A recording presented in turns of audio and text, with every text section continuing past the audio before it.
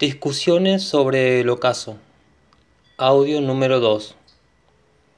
4. Lo que quiero más que nada. Tuve ante mí, pasó ante mí el espíritu universal, ante mis narices, y yo no supe acariciarlo de una forma adecuada para que decidiera quedarse conmigo y no irse con otro. Mis narices sangraban después por el golpe dado. El espíritu universal siempre deja una huella que se contrae y se dilata, una larva que crece y se expande por todas las cosas que después queremos pensar, pero él ha estado allí y no podemos librarnos.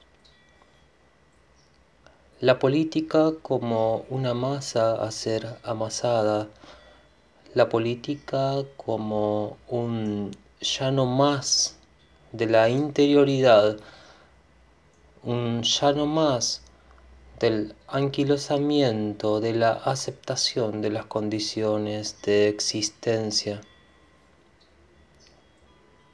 Por eso yo decidí bajar las escaleras de mi cuarto, bajé hasta la cocina, encendí una hornalla, calenté agua, me preparé unos huevos duros, comí tranquilamente, pero después de que habían pasado unos 10 minutos me sentí descompuesto.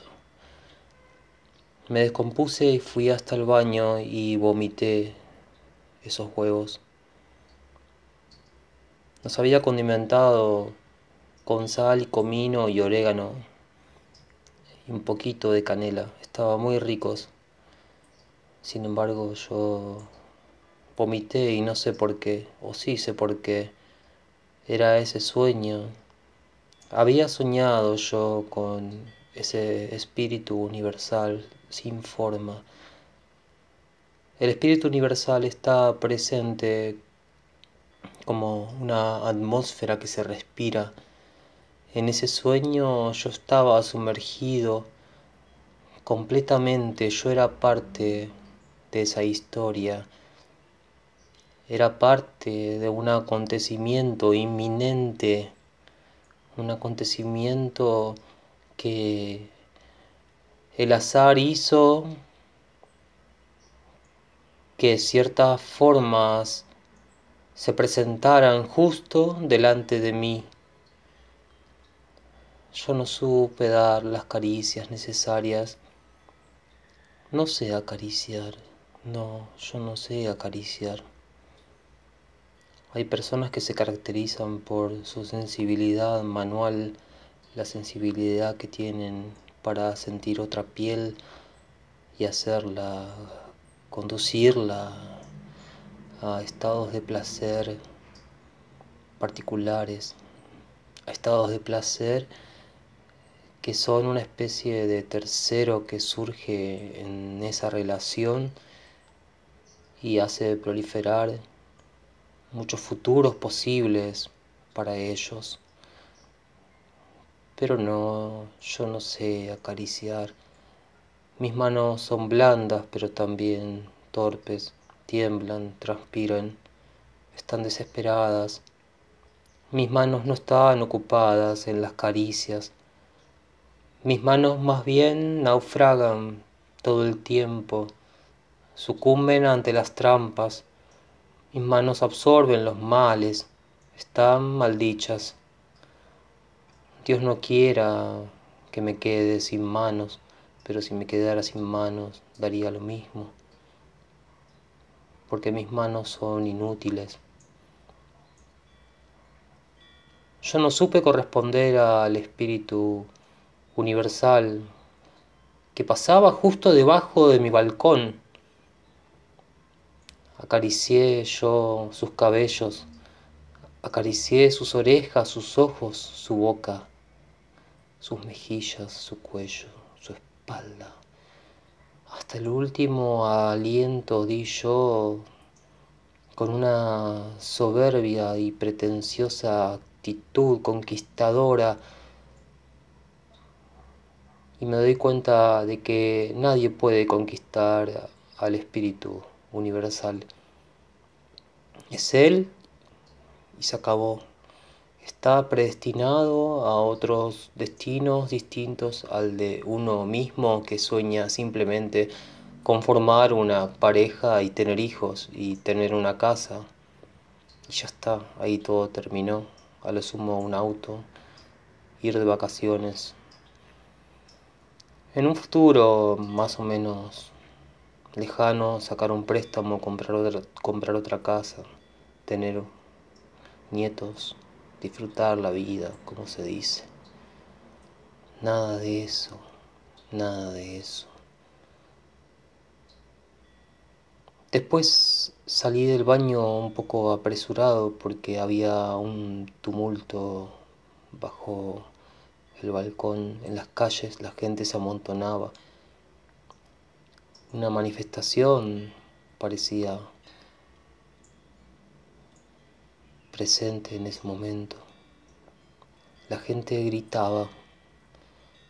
Decían cánticos, pero no entendía lo que querían decir.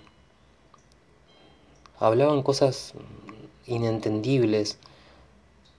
Es difícil cuando uno no pertenece a esos grupos de personas que crean las canciones y las cantan y las entienden entre ellos, como las canciones de cancha, que de las que solo se escucha un balbuceo extraño si uno no está conectado verdaderamente con la cosa que está ocurriendo ahí.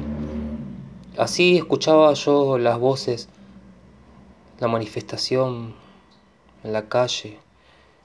Mi balcón del quinto piso se postergaba en la escucha, se rendía ante la imposibilidad de entender qué es lo que decían esas voces. Me asomé, me asomé y vi a la gente. Esa gente estaba enfiestándose con el espíritu universal. ¿Cómo habían podido ellos y yo no había podido? No lo podía entender. ¿Cómo ellos habían podido y yo no? Me desesperé, me sentí verdaderamente desesperado. Estuve a punto de lanzarme. Quise lanzarme del balcón, pero después recordé que nada de esto estaba ocurriendo, que la historia no tenía un fin, que el fin de la historia era un argumento más por parte de aquellos que se empecinan en negarnos el verdadero placer. 5. Toda estafa me pertenece. Las moscas suelen absorber pedacitos de migas que quedan esparcidas en el mantel después de que los comensalis satisfechos se dirigen a sus casas, infelices como siempre, porque nunca hay una comida que termine sin infelicidad. Nunca hay un punto culminante en que uno pueda decir estoy satisfecho, y el que diga que sí está mintiendo. Y nos gusta mentir, nos gusta la apariencia, nos gusta decir me siento feliz, porque esa apariencia es una educación, algo que nos enseñaron, aparentar ser felices. Y la felicidad no es más que eso, aparentarlo. Yo aparento, por lo tanto, presento una máscara diseñada en la cual he invertido mis energías y he dejado de lado otros caminos, he dejado de conducir mis energías hacia caminos desconocidos y he decidido yo construir una máscara que me haga presentarme como feliz. Estoy feliz. Todo este engaño se revolvía en mi cabeza y se rebatía con argumentos en contra y a favor, y así la tormenta comenzaba a crecer, una tormenta que pretendía arrasar toda la ciudad. Nubes enormes, presiones completamente contradictorias. El juego de las presiones hacía al granizo, hacía a los vientos huracanados, hacía a los rayos. Las presiones contradictorias, la agudización de las contradicciones producía una intensidad suficiente como para destruir la ciudad. La gente había sido advertida unos 20 minutos antes, todos en sus autos. Poblaban la ruta estancada, un embotellamiento imprevisto por todos, pero previsible por una visión lo suficientemente objetiva. Huían todos, se escapaban de la ciudad. Era inminente la destrucción, era inminente la inundación. La lluvia caía, los rayos partían los autos, los edificios. El granizo también había abollado los techos de las casas y había gente que había quedado aplastada dentro de sus vehículos con una sonrisa inexplicable. Huían todos de la ciudad y yo, en cambio, simplemente me guarecía en un kiosquito de diarios, hablando con un viejo. Ese viejo la tenía clara. Ese viejo me decía que iba a pasar, que eso ya había pasado, que no pasaba nada, que estábamos todos bien, que vendría ahora una especie de dictadura de farsa y luego otra vez vendría un intento de liberación. Y casi eran las olas. Venían, iban. Primero una dictadura, después una democracia, después un intento revolucionario, después guerrillas, genocidios,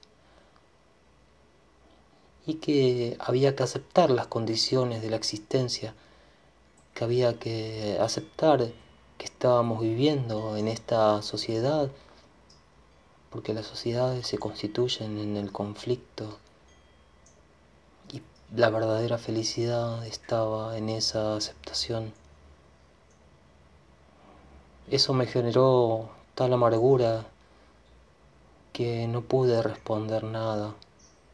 Simplemente me quedé mirando las piedras gigantescas cayendo en el cemento, en el pavimento, haciendo agujeros, y los cuerpos destrozados, piernas, brazos, cabezas, torsos, sangre, más sangre.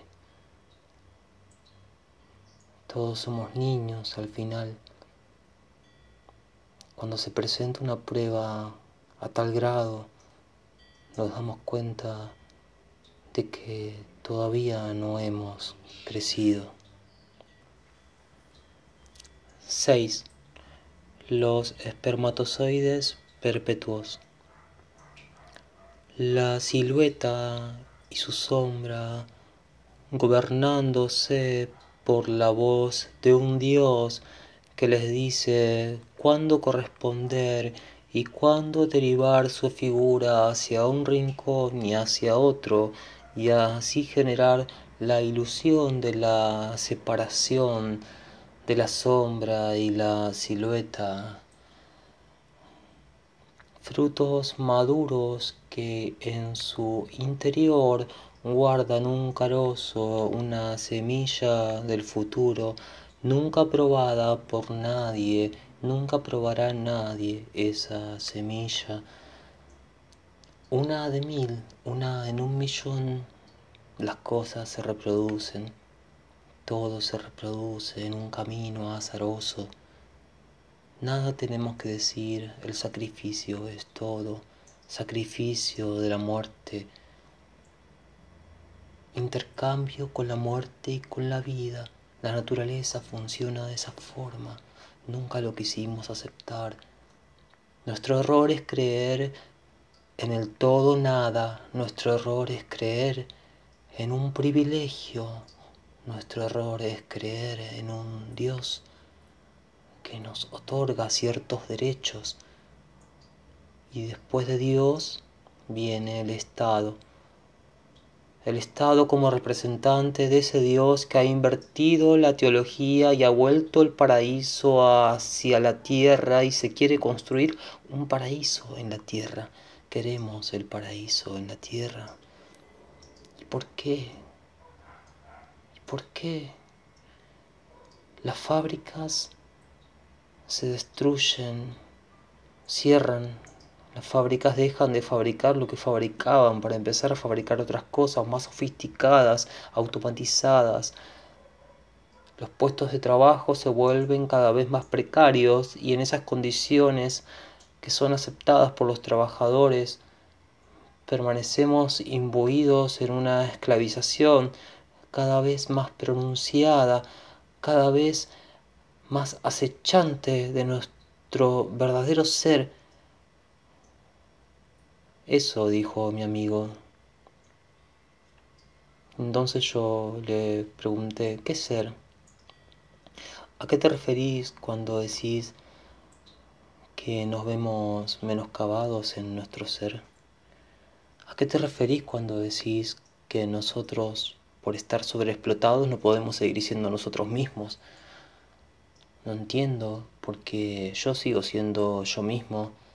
Trabajo 12 horas por día, gano un sueldo más o menos mínimo, tengo unas proyecciones al futuro que te las podría contar, tengo esperanzas.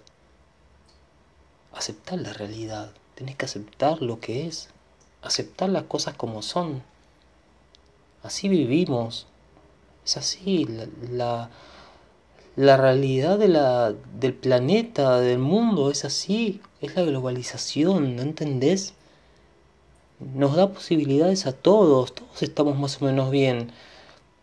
Lo que pasa es que hay gente que no quiere hacer las cosas, no pretende mejorar. Tenemos que mejorar nosotros. Creo que a la gente que más o menos le da a la cabeza puede proyectar cosas para el futuro. Y bueno, y los que no pueden, qué sé yo, los ayudarán el Estado, no sé, las organizaciones sociales, ¿cómo se llaman? Las ONG, les darán algo. Pero ese no es nuestro problema. Mira, el mundo siempre fue así. En el mundo siempre hubo muertes, siempre hubo guerras. No entiendo a los que dicen no queremos más guerras, no queremos más muertes, no queremos más atentados, no queremos que muera más gente. Y si básicamente la vida en la Tierra es un ejercicio de la vida y de la muerte, una negociación entre la vida y la muerte, entonces él me dijo que yo era un frío, que yo no podía dialogar más con él porque no entendía nada de lo que estábamos diciendo, porque yo era un terco, capitalista, conservador y de derecha. Nos despedimos esa noche y nos vimos algunas veces más, pero bueno, las veces que nos vimos ya no fueron lo mismo. Nos encontramos por última vez en un café y estuvimos hablando acerca de lo que significaba formar una familia, porque él estaba por tener un hijo, y yo, un solterón condenado, y me acepto a mí mismo como soy, porque yo no quiero tener hijos. Ese fue el punto en que tal vez dejamos de coincidir, y así como los planetas cambian su órbita cada 10 millones de años, así nosotros nos distanciamos para siempre.